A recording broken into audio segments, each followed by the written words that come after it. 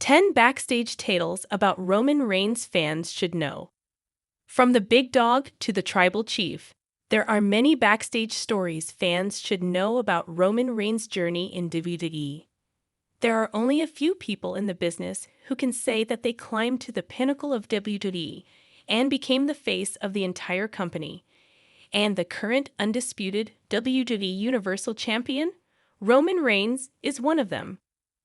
While many can claim that he was handpicked for the position, Roman Reigns put in lots of work to prove himself and become the tribal chief. He also went on to become one of the highly respected members of the WWE roster over the years.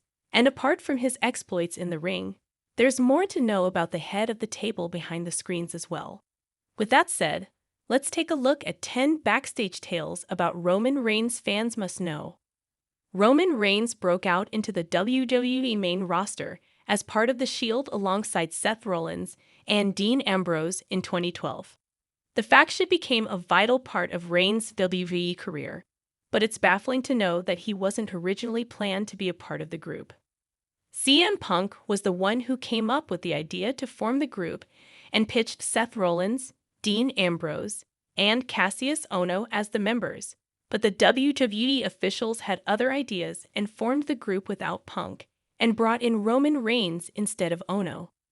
Needless to say, the trio ended up becoming one of the greatest factions in WWE history, and each member went on to become multiple-time world champions.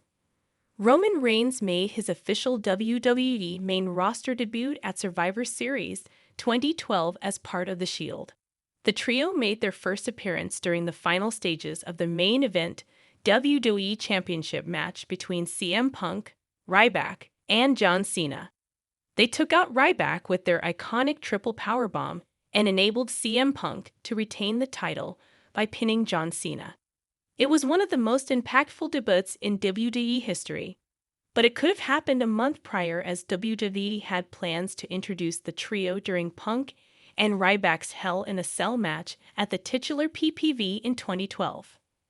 Seth Rollins revealed on E&C's Pod of Awesomeness back in 2019 that they waited backstage to make their first appearance at the PPV, but WWE scrapped the plans at the last moment. Roman Reigns might be the head of the table of WWE at present, but he was just another member of the roster when he first started in 2012.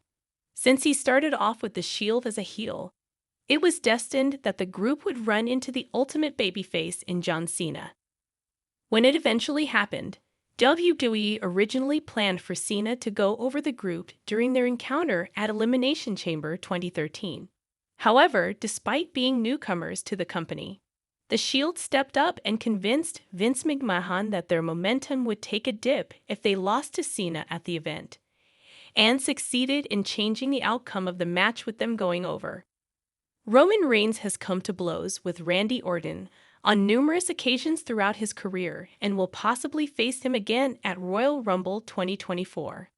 However, apart from their on-screen tussles, Reigns and Orton had some real-life heat during the former's early days in WWE.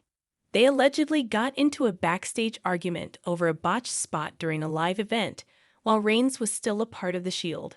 Following the group's breakup, Reigns' first major singles feud was against Orton, and the two reportedly had some trouble working together during the early stages of the feud before they patched things up.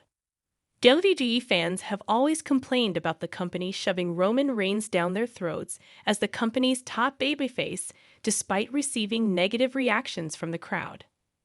Many claim that Vince McMahon handpicked Roman Reigns to take over the face of WWE, but Reigns was not McMahon's original choice for that position.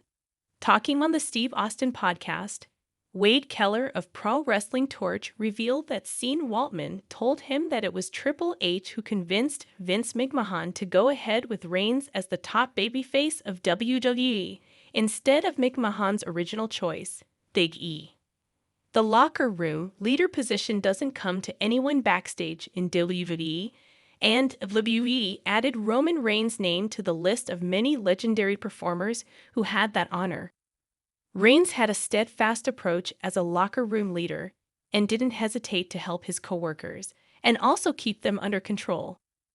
Current AEW star Malachi Black heaped praise on Reigns as a locker room leader and hailed him for genuinely carrying out the business. When it comes to keeping people in check, Roman Reigns also used his power as a locker room leader to once kick Enzo Amore off of a tour bus due to the latter's behavior. Wrestling fans might not find Roman Reigns' name in any backstage controversies on many occasions, but he found himself in such a situation back in 2016 when WWE found him in violation of the company's wellness policy.